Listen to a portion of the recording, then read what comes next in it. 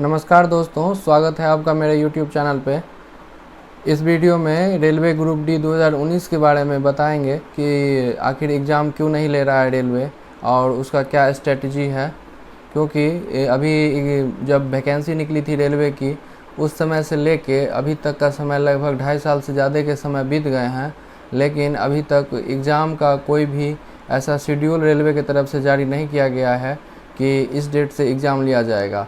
अब तो स्थिति ये है कि आप कोई भी किसी भी प्रकार का प्रोटेस्ट कर रहे हैं, ट्विटर पे प्रोटेस्ट, फेसबुक पे प्रोटेस्ट, व्हाट्सएप पे प्रोटेस्ट, मतलब सोशल मीडिया पे अगर प्रोटेस्ट कर रहे हैं तो उस प्रोटेस्ट का भी कोई फाइनली रिजल्ट बेहतर निकल नहीं रहा है। तो आखिर रेलवे चाहती क्या है? क्योंकि जब रेलवे ने वैकेंसी निकाली थी उस टाइम में लोकसभा इलेक्शन था, तो उस टाइम में जो लोकसभा इलेक्शन था तो रेलवे वैकेंसी निकाली थी ग्रुप डी की, लगभग 1,03,000 प्लस पदों के लिए वैकेंसी निकाली थी ग्रुप डी में विभिन्न पदों के लिए। लेकिन वो रेलवे उसके बाद अभी तक उसका एग्ज़ाम लेना उचित नहीं समझा है, जो कि विद्यार्थियों के भविष्य से सरासर खिलवाड़ है। हम आपको बताना चाहते हैं कि जब 2018 में रेलवे ने वैकेंसी निकाली थी तो उस समय लगभग 1 साल के अंदर अंदर जब एग्ज़ाम हुआ था, उसके 1 साल के अंदर अंदर ग्रुप डी में बहुत सारे कैंडिडेट को ज्वाइनिंग तक मिल गया था। लेकिन जब 2019 में वैकेंसी निकाली गई है तो अभी तक रेलवे के द्वारा एक एग्ज़ाम का नोटिस, जो प्रॉपर शेड्यूल होना चाहिए ताकि आप उसके हिसाब से तैयारी कर सकें, तो उतना निकालना भी रेलवे को ज़रूरी नहीं समझ में आया है। तो इस हिसाब से देखा जाए तो विद्यार्थियों के भविष्य के साथ सरासर बेईमानी किया जा रहा है, जो बहुत ही गलत कर रहे हैं सरकार।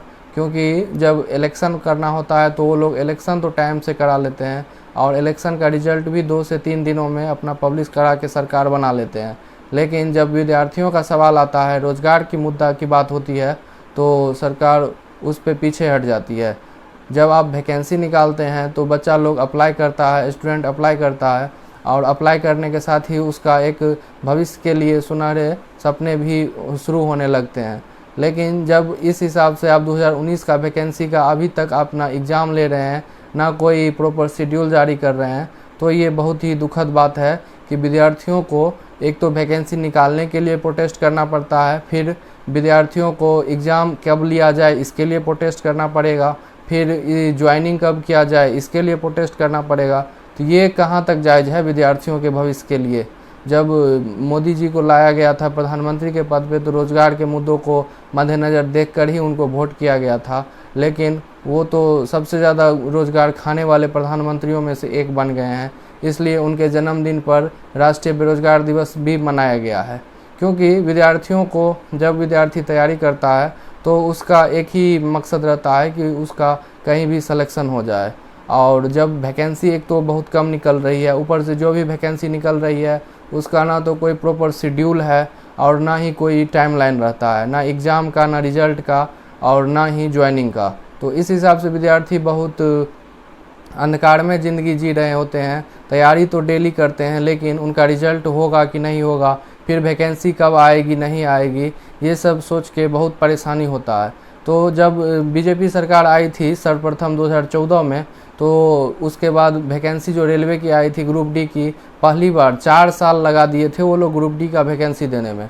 और ग्रुप डी का वैकेंसी जब दिए तो 2018 में जो वैकेंसी दिए उसका ज्वाइनिंग अभी तक चल रहा है। आप समझ सकते हैं कि 18 का ज्वाइनिंग अभी तक चल रहा है तो 19 का अभी तक एग्ज़ाम कैसे लेंगे वो लोग। लेकिन वो वैकेंसी निकाल दिए क्योंकि इलेक्शन था, और इलेक्शन में पता नहीं नेताओं को क्या समझ में आता है कि जब इलेक्शन होता है तभी रोज़गार उनको समझ में आता है। उससे पहले रोज़गार का कोई मैटर नहीं करता है देश में और कहीं भी। क्योंकि युवाएं जो अगर पढ़ लिख लेंगे तो फिर उनका ही भविष्य खराब होगा, क्योंकि वो लोग उस हिसाब से वोट करेंगे। और बेरोज़गारी का मुद्दा इस प्रकार से बढ़ रहा है देश में कि आप देख रहे हैं कि अभी पिछले जब स्वतंत्रता के बाद से बेरोज़गारी का लेवल सबसे ज़्यादा बढ़ गया है देश में। क्योंकि जब रोज़गार ही आप पैदा नहीं कर रहे हैं तो फिर आप क्यों आए हैं सरकार में? आप एक तो जो वैकेंसी नहीं देते हैं, ऊपर से जो वैकेंसी देते हैं उसका समय से कोई शेड्यूल जारी नहीं करते हैं। फॉर्म भराते हैं तो फॉर्म भरने का 500 रुपये लेते हैं और फिर आप एग्ज़ाम के बाद आप 390 रुपया रिटर्न करते हैं। अब ये कहाँ का तरीका है? तो मेरा कहने का मतलब ये है कि ग्रुप डी का एग्ज़ाम जब 2.5 साल से ज़्यादा हो गए हैं तो सरकार को इस पर ध्यान देना चाहिए, क्योंकि लड़का लोग कितना ट्विटर करेगा, कितना फेसबुक व्हाट्सएप पे प्रोटेस्ट करेगा, क्योंकि उसको पढ़ाई पे भी ध्यान देना होता है। और जब आप एक शेड्यूल बनाइए ताकि शेड्यूल बन के बच्चों को ये लगे कि इस डेट में एग्ज़ाम शुरू होने वाली है, क्योंकि वैकेंसी जो आप देते हैं तो उसका एक प्रॉपर गाइडलाइन भी होना चाहिए कि इतने समय के अंदर आप ज्वाइनिंग करवा लीजिए। ऐसे नहीं कि 2019 में वैकेंसी दिए और 2029 तक इसका ज्वाइनिंग चलता रहेगा, जैसे बिहार में एक इंटर लेवल का चल रहा है। जो 2014 में वैकेंसी आया उसका अभी तक ना ज्वाइनिंग का है ना रिजल्ट का है, मेंस होने के बाद भी फिर से दोबारा मेंस लेगा।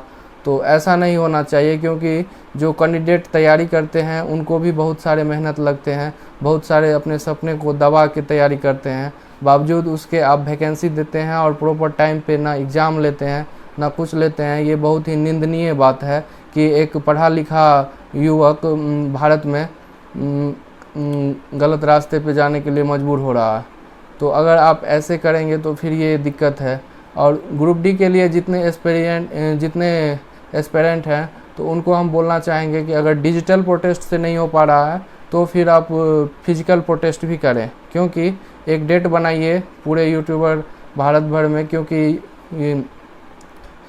प्रोटेस्ट करना इतना ज़रूरी हो गया है कि जब हम अपने अधिकारों की मांग नहीं करेंगे, शांतिपूर्वक मांग कर रहे हैं तो वो लोग दे नहीं रहे हैं, क्योंकि एग्ज़ाम जो है वो समय से होना चाहिए।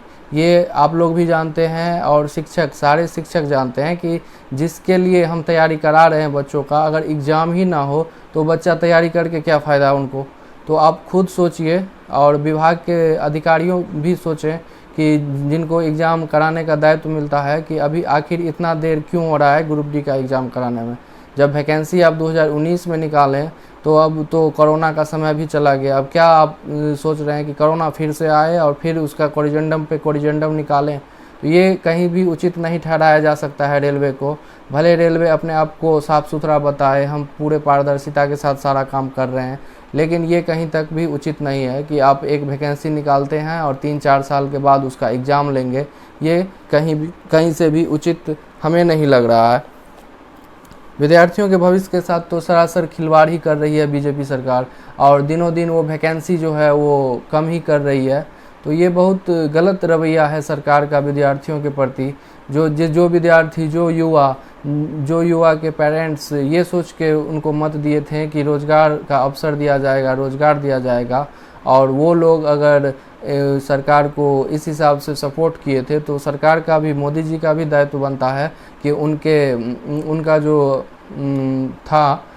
जो विश्वास था उन पे बने रहें, क्योंकि एक बार जब विश्वास टूटता है तो बहुत कुछ टूट जाता है। तो इस हिसाब से आप देख सकते हैं 2018 का वैकेंसी का अभी तक ज्वाइनिंग चल रहा है, लेकिन 2019 का वैकेंसी का अभी तक एग्ज़ाम का भी कोई शेड्यूल जारी नहीं किया गया है। आप खुद जो विद्यार्थी ग्रुप डी का तैयारी कर रहे होंगे उन पे जो बीत रहा होगा वो खुद समझ रहे होंगे कि उन पे क्या बीत रहा है, क्योंकि इस बेरोज़गारी की दौड़ में जब एक स्थिति बनती है, जब आपका एज फैक्टर मैटर करता है, कोरोना के समय में फाइनेंशियल प्रॉब्लम आ जाता है, तो फिर आपको कहीं ना कहीं दूसरा रास्ता अपनाना ही पड़ता है। तो फिर आप कहीं के नहीं रह जाते हैं, आपका पढ़ा लिखा जितना भी तैयारी था सब चौपट हो जाता है। तो सरकार को इस पे ध्यान देना चाहिए, वैकेंसी निकालने के साथ ही साथ उसका कैलेंडर भी जारी करे, ताकि ग्रुप डी का एग्ज़ाम या फिर कोई भी एग्ज़ाम समय से हो सके, क्योंकि जो भी स्टूडेंट तैयारी करते हैं उनको हम लाइफ टाइम समय नहीं रहता है तैयारी करने का। वो सोचते हैं कि 6 महीना का शेड्यूल रहे, साल भर का शेड्यूल रहे, इवन जो भी शेड्यूल रहे एक तय सीमा के अंदर ही सारा काम हो जाए, जिससे स्टूडेंट का भी मनोबल बढ़ा रहेगा और विभाग पे भी विश्वास बना रहेगा। तो ये वीडियो आपको अच्छा लगे तो वीडियो को सब्सक्राइब करें, चैनल को सब्सक्राइब करें और बेल आइकन को ज़रूर दबाएं और अपने फ्रेंड के साथ शेयर करें, क्योंकि ग्रुप डी का जो एग्ज़ाम है वो होना बहुत ज़रूरी हो गया है, क्योंकि इतने समय तक कोई भी एग्ज़ाम ऐसा नहीं हुआ है जो पोस्टपोन्ड हुआ हो। आप एक तरह से वैकेंसी निकालते हैं लाखों में दिखाने के लिए, लेकिन ज़मीनी स्तर पे काम होता है, सैकड़ों में भी काम नहीं होता है।